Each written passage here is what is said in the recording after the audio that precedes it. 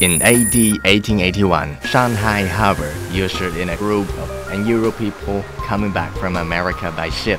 They were exactly the students dispatched by the Qing government with military expenditure to America for overseas study. They returned to their homeland after 9 years.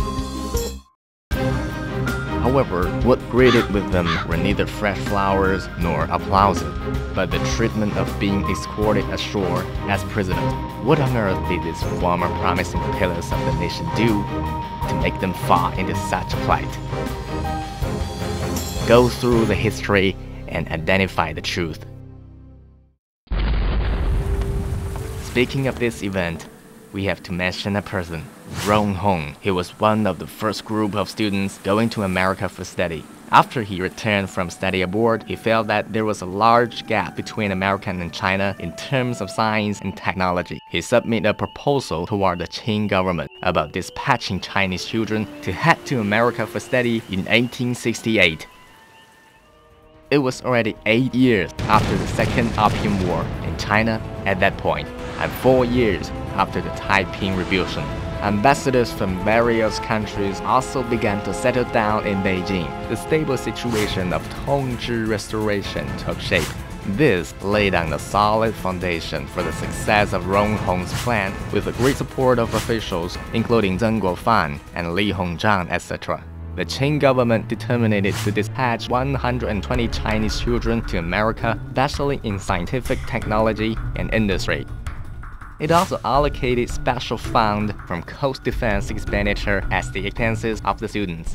The people that we saw just now were exactly the group of Chinese children. However, although the period of schooling was 15 years, the students were called back to China merely after 9 years of study. Is there something behind it? At the time when these children left China, they were merely 12 to 13 years old.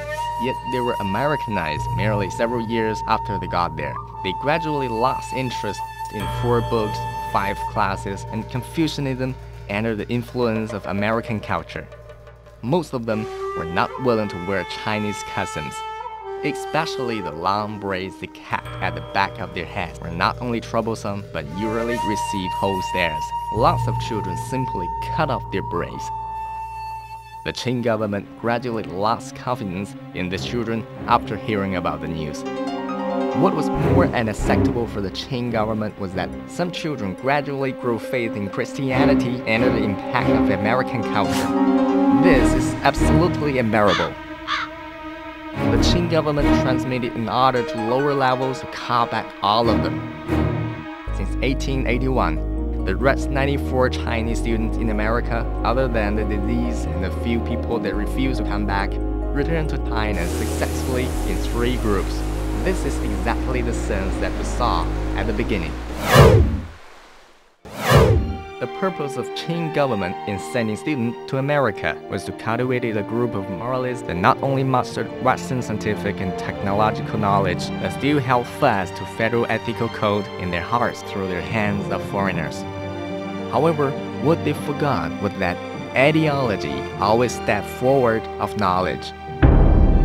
Dear audience, what do you think?